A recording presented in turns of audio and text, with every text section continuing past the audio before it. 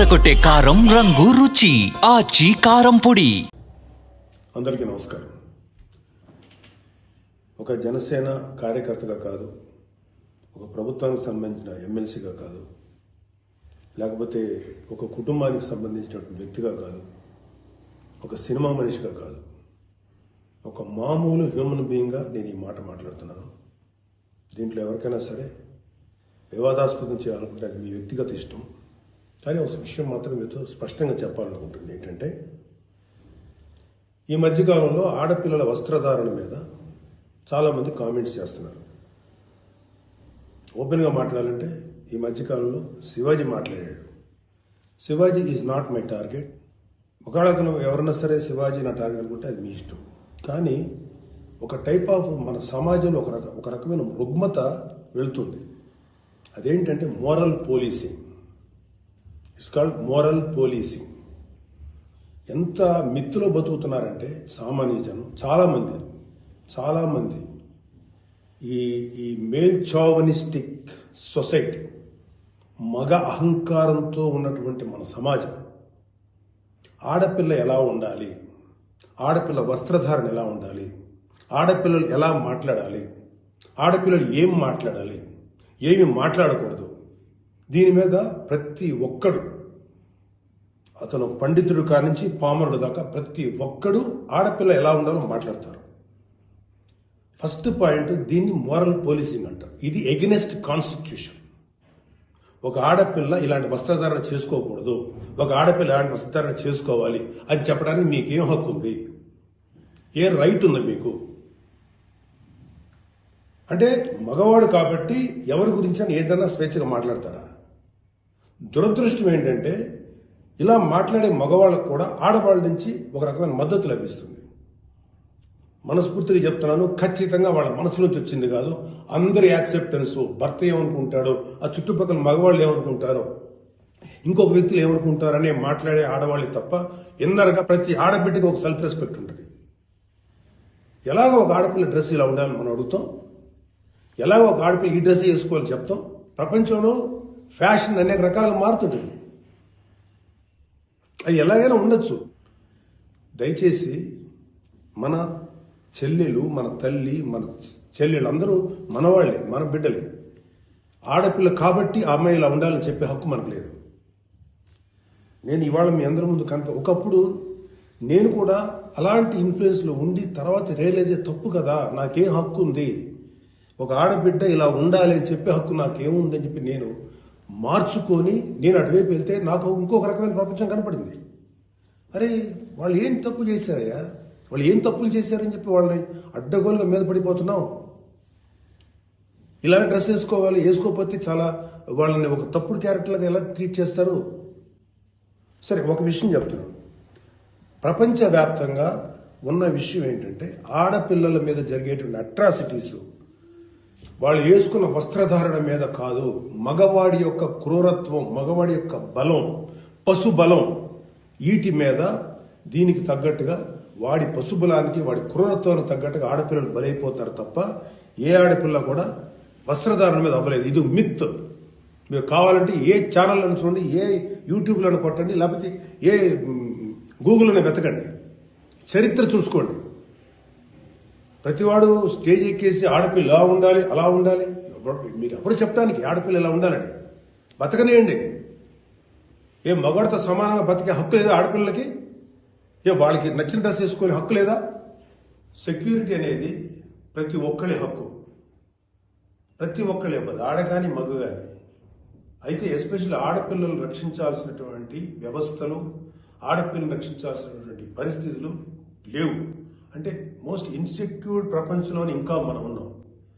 నా యొక్క కన్సర్న్ ఏంటంటే, మీరు ఎలాగైనా ఉండండి అమ్మా, ఎంత స్వేచ్ఛగానే ఉండండి, ఎలాంటి వస్త్రధారణను చేసుకోండి. కానీ మీరు అది సెలబ్రిటీ అవనండి, సినిమా యాక్టర్స్ అవనండి, పాలిటిక్స్లో ఉన్నటువంటి ఫిమేల్ అవనండి, చిన్నపిల్లలు అవనండి, పెద్దవాళ్ళు అవనండి, మీరు బయటికి వెళ్ళేటప్పుడు, మీరు వెళ్ళాల్సినప్పుడు ప్రాపర్ రక్షణ వ్యవస్థను ఏర్పాటు చేసుకోండి. వ్యక్తిగతంగా మిమ్మల్ని మీరు రక్షించుకునేటువంటి వ్యవస్థను ఏర్పాటు చేసుకోండి. మీరు అవసరమైతే ఒక ఆత్మరక్షణ సంబంధించినటువంటి విద్యలను నేర్చుకోండి, లేదా ప్రాపర్ ప్రొటెక్షన్ అంటే ఒక సెక్యూరిటీ పెట్టుకుని ముందుకెళ్ళండి. మన దురదృష్టం, మన కర్మ ఏంటంటే ఇంకా మేల్ చావనిస్టిక్ పిగ్స్ ఉన్నటువంటి మన సమాజం ఇది. దుర్మార్గులైనటువంటి మగ జాతి ఉన్నటువంటి సమాజం ఉంది. ఎలా పడితే అలాగ అవకాశం దొరికితే చిన్న పెద్ద తేడా లేకుండా పశువుల్లా ప్రవర్తించేటువంటి మనస్తత్వం చాలా మంది మగవాళ్ళలో ఉంది. పబ్లిక్లో ఒకేసారి గుంపుగా చేసేటువంటి అకృత్యానికి మేము దొరకమనేటువంటి మనస్తత్వం ఉన్నారు. మీరు ఎలా ఉండాలో అలా ఉండండి, మీకు ఎలా కావాలో అలాగే ఉండండి, ఎలాంటి డ్రెస్ వేసుకోవాలో అలాగే వేసుకోండి. తప్పేలేదు. చెడ్డ పనులు చేయకండి, యాంటీ సోషల్ ఎలిమెంట్స్గా బారకండి, క్రైమ్ చేయకండి, ఇది చెప్పండి మీరు. అంతేగాని ఇలాంటి డ్రెస్ వేసుకోవద్దు, ఇలా ఉండొద్దు, ఎలా హక్కు ఉందండి మనకి? మగవాళ్ళకి ఏ హక్కు ఉందండి? మహా చెప్పాలనుకుంటే అమ్మ మీ మీద ఎవరన్నా అటాక్ చేస్తే తిరిగి కొట్టగలిగేటువంటి శక్తిని సంపాదించుకోండి, డిఫెన్స్ నేర్చుకోండి. ఇది ఒళ్ళంతా బట్టలు కప్పుకున్న ఆడబిడ్డలకి ఇదే వర్తిస్తుంది. ఒక స్టైల్గానో లేకపోతే ఒక మోడర్న్గా ఆడుకున్న డ్రెస్ వేసుకున్న ఆడపిల్లలకి ఇదే వర్తిస్తుంది. దీనికి మగవాడి యొక్క చండాలమైనటువంటి మనస్తత్వం చాలా, అంటే నాట్ ఆల్ మేల్, సపోజ్ కొంతమంది క్రూయల్, ఒక ఆడదాన్ని విలాస వస్తువు చూసే ప్రతి మగ వెధవతి చెప్తున్నాం, వాళ్ళకి ఏ అయినా ఒకటే, ఒళ్ళు నిండా బట్టలు కప్పుకున్నా ఒకటే, మోడర్న్గా స్టైల్గా బట్టలు వేసుకున్న ఆడది ఒకటే. వాళ్ళు కొంతమంది గురించి ఆడపిల్ల ఇలా ఉండాలి అలా ఉండాలి చెప్పడానికి ఏంటి? మీరు ఒక్కసారి వడ్డాది పాపయ్య గారి బొమ్మలు చూసారా? మన అజంతా శిల్పాలు చూసారా? చాలా స్టైలిష్గా మోడర్న్గా ఉంటాయి. అంటే ఆడదానికి వస్త్రాలంకరణ అనేది ఆయా సమాజాల యొక్క కల్చర్ని బట్టి మారుతుంటుంది. ప్యాంటు షర్ట్ వేసుకుంటే తప్ప, చుడిదార్ వేసుకుంటే తప్ప, లేకపోతే మోడర్న్గా మిడ్డీ వేసుకుంటే తప్ప,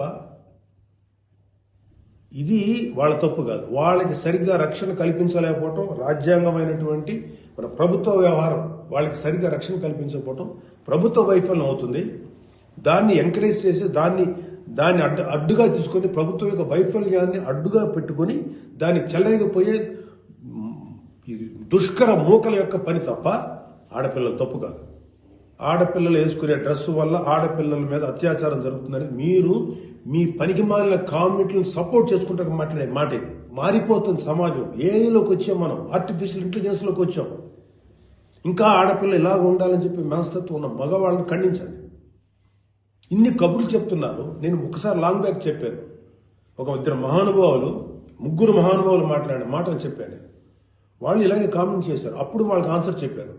ఇప్పుడు మళ్ళీ చెప్తున్నా, ఆడదాన్ని అవమానించిన ఏ ఒక్కడు కూడా బాగుపడలేదు మన పురాణాల ప్రకారం.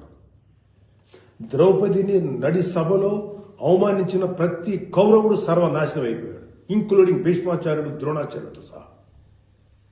ఇప్పుడు నేను మాట్లాడినాక నాకు 100 కామెంట్లు పెడతారు మీరు, నాకు తెలుసు. అయినా నేను నా వాయిస్ ఓపెన్ చేయకపోతే తప్పు చేసినాను అవుతాను. చాలా మంది ఆడబిడ్డలు వాళ్ళు ఎన్ని బాధలు పడి ఎంత చేసి ఇలా ముందుకు వస్తున్నారు. వాళ్ళకున్న వ్యక్తిగత సమస్యలు ఉంటాయి. ఒక ఆడపిల్లకి సంబంధించినటువంటి ఎన్నో రకాల ఇష్యూస్ ఉంటాయి. అటన్నింటినీ కాదు అనుకుని సమాజంలో కొంచెం బతుకుతున్నారు. ఐఏఎస్లు అవుతున్నారు, ఐపీఎస్లు అవుతున్నారు, లేకపోతే పెద్ద పెద్ద పొజిషన్స్లో ఉన్నారు, సినిమా ఇండస్ట్రీలో ఉన్నారు, లేకపోతే క్రియేటివ్ ఇండస్ట్రీలో ఉన్నారు, పెద్ద పెద్ద వ్యాపార సంస్థలో ఉన్నారు.